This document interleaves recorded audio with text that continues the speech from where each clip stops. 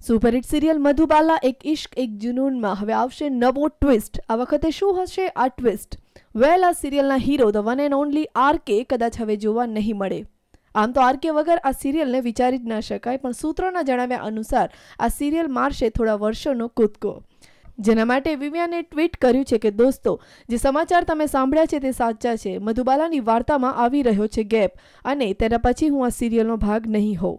તેમણે પોતાના ચાહકોનો આભાર માન્યો હતો, પરંતુ તેણે કહ્યું કે ચિંતા ના કરશો, હું ફરી ધમાકા સાથે આવીશ. જો કે ચેનલ વિવિયન આ શો છોડી રહ્યો છે તેના વિશે કોઈ ટિપ્પણી કરી નથી. 2012થી શરૂ થયેલા આ શોએ સિરિયલની હિરોઈન મધુબાલા એટલે કે દ્રષ્ટિ ધામીને નવી ઓળખ આપી.